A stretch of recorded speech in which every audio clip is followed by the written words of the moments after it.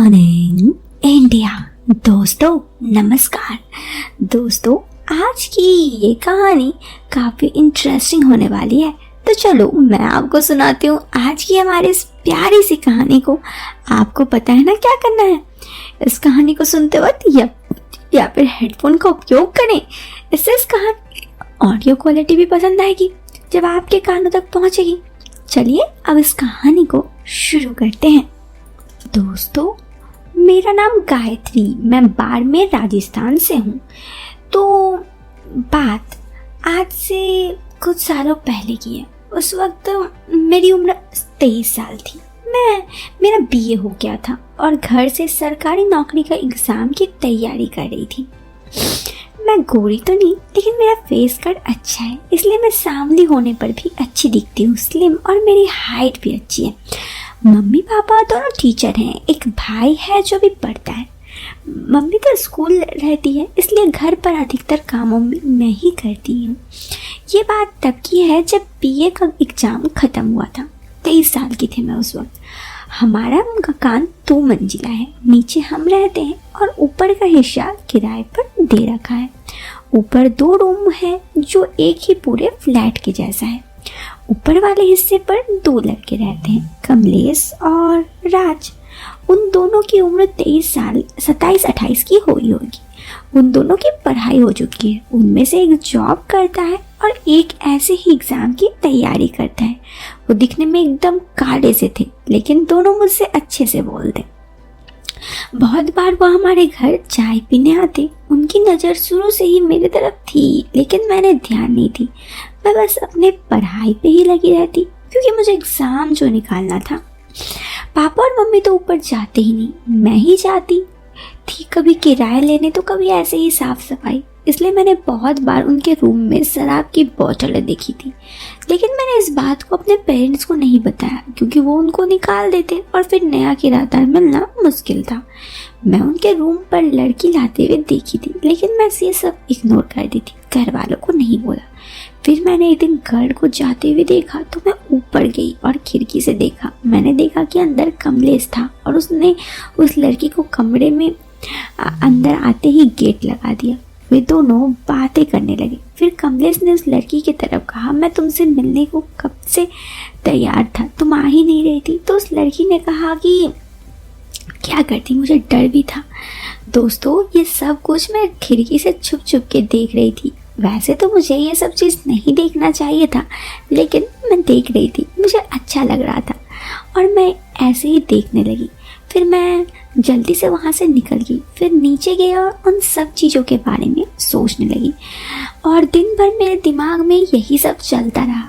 फिर ध्यान आया कि ये मैं क्या कर रही हूँ, उसने मुझे क्या लेने देना है। मैंने वो सब अपने दिमाग से निकाल दिया। थोड़ा दिन ऐसे ही गुजरे। फिर एक दिन गांव में मेरे चाचा की तबीयत अचानक खराब हो गई। मम्मी पापा को गांव जाना पड़ा। मैं और भाई दोनों यहीं रुके थे। ये बात सुनकर उन दोनों को मजे हो गए। वे रोज किसी न किसी बहाने हमारे घर आने जाने लगे। मुझे फिर से वो सीन याद आया और वह मेरा मन अजीब ख्यालों में होने लगे। मम्मी पापा का फोन आया, उनको अभी 1 हफ्ता और लगेगा। इधर वो दोनों रोज ही मेरे घर आने लगे। मैं उनसे अच्छे से बात करती। एक दिन सुबह मेरे भाई स्कूल गया था, तब वो दोनों आए। मैं उस वक्त किचन में थी। उनके हाथ में दूध का कप था। राज बोला, मेरे घर में गैस खत्म हो गया है, क्या आप यहाँ चाय बना सकते हैं? मैंने कहा ओके, पर ये सब क्यों लाए, मुझे ऐसे बोल देते, मैं ऐसे ही बना देती। मैंने देखा उनके चेहरे में अजीब सी मुस्कान थी। फिर कमलेश बोला, तुम्हारे यहाँ तो कभी ऐसे ही। ये दोनों बोलकर वो हंसने लगे। मैं उनकी बातें समझ गई, लेकिन मैं टालती रही। फिर मैंने बोला, तुम बैठो, मैं चाय बना कर लाती हूँ। उस समय मैंने ब्लैक ड्रेस पहना था जो रात में पहनी हुई थी, और इस वक्त मैं उन दोनों की बातें वो सब मेरे दिमाग में सोचने लगी। उनकी नज़र बार बार मेरे तरफ ही टिकी हुई थी। फिर मैं वहाँ से किचन आ गई और चाय बनाने लगी। इतने में राज वहाँ आया। मैंने कहा, तुम बैठो, मैं चाय लेकर आती हूँ, ठीक है? उसने बोला, कोई बात नहीं, मैं यही बातें भी कर लूँगा। फिर वो मुझसे पढ़ाई के बारे में बात करने लगा। मैंने भी उससे उसकी जॉब के बारे में पूछा। उसने बोला, अभी मैंने जॉब छोड़ दी है।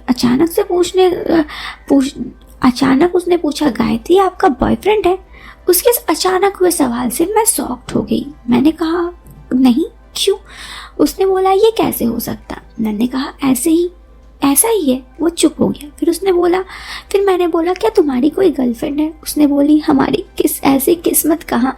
उसकी इस मायूसी भरी आवाज में मुझे हंसी आ गई और हम दोनों हंसने लगे। इतने में अचानक उसके पीछे से कमलेश आया और फिर कहा कि क्या हुआ? मैंने कहा ये क्या कर रहे हो? वो हंसने लगा। मैंने कहा प्लीज मुझे छोड़ दो, ये क्या कर रहे हो, अच्छा नहीं लग रहा है। फिर कहा तुम्हें प्यार कर रहा हूँ, उसने मेरे पास आकर कहा। तो मैंने कहा देखो ये सब अच्छी बात नहीं है। फिर मेरा मन भी कुछ और ही होने लगा। वो बोला गायत्री हम दोनों अच्छे हैं। मैंने कहा ये क्या बोल रहे हो? फिर वो बोला उस दिन तुम खिड़की से बड़े प्यार से मुझे देख रही थी। मैंने बोला किस दिन? वो बोली मैंने तुम्हें देख लिया था। मैं शर्म से नजरें झुका ली। मैंने कहा वो तो ऐसे ही ऊपर आई थी तो देख लिया बस, और कुछ नहीं। फिर राज बोला देखो गायत्री तुम अच्छी हो, तुम्हारी भी इच्छा होती है कि तुम्हारा भी कोई लाइफ हो, तुम्हारा कोई बॉयफ्रेंड हो, लेकिन ऐसा नहीं है तो तुम्हारा मन में तो ऐसे सवाल आते होंगे ना।